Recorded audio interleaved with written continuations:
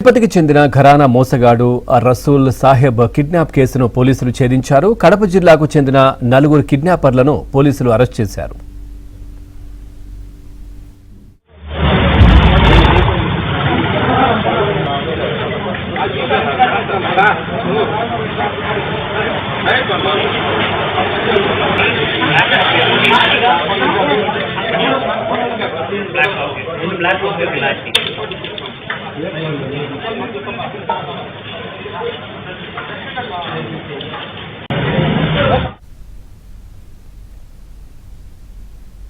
అధిక వడ్డీల ఆశ చూపించి ప్రజల నుంచి ఏకంగా 170 కోట్లను రసూల్ సాహెబ్ వసూలు చేశాడు.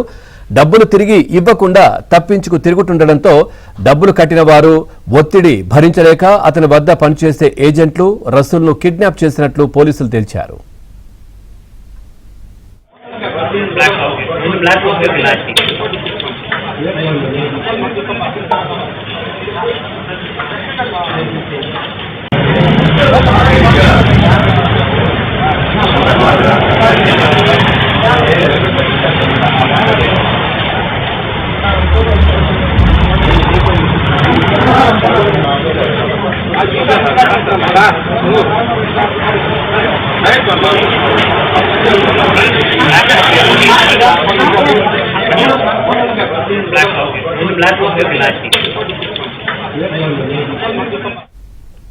తిరుపతికి చెందిన ఘరానా మోసగాడు రసూల్ సాహెబ్ కిడ్నాప్ కేసును పోలీసులు ఛేదించారు. కడప జిల్లాకు చెందిన 4 కిడ్నాపర్లను పోలీసులు అరెస్ట్ చేశారు.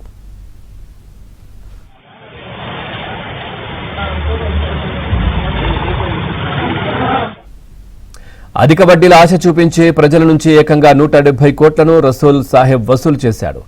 డబ్బులు తిరిగి ఇవ్వకుండా తప్పించుకు తిరుగుతుండటంతో డబ్బులు కట్టిన వారి ఒత్తిడి భరించలేక అతని వద్ద పనిచేసే ఏజెంట్లు రసూల్ను కిడ్నాప్ చేసినట్లు పోలీసులు తేల్చారు.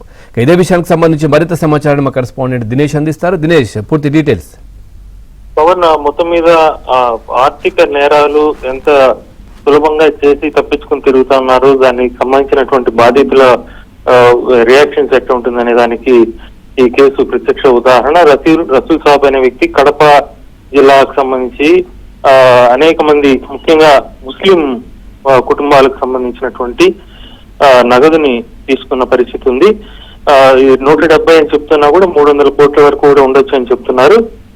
3% మంత్లీ ఇంట్రెస్ట్ ఇచ్చే విధంగా ఆశ చూపించి ఈ విధంగా ప్రతి కుటుంబం నుంచి కూడా లక్షలాది రూపాయలు వసూలు చేశారు. ఆ వసూలు చేసేదానికి తాను ఏజెంట్లుగా పనిచేసిన వాళ్ళు ఇప్పుడు ప్రజలు వడ్డీ కావచ్చు, అసలు కావచ్చు, వాళ్ళని అడుగుతున్నారు.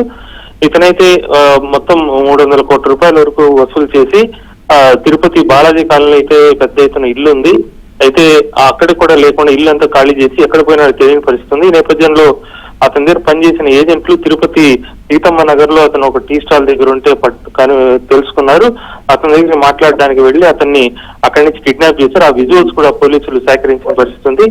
ఆ కిడ్నాప్ ని చర్చలకు వచ్చినట్టు వచ్చి మొత్తం అతని దగ్గర పనిచేసినటువంటి 4 ఎవరైతే సిబ్బంది ఉన్నారో వాళ్ళు అతన్ని కిడ్నాప్ చేసి తెలంగాణలో ఉండేటువంటి ఒక ఫామ్ హౌస్ తీసుకెళ్లారు.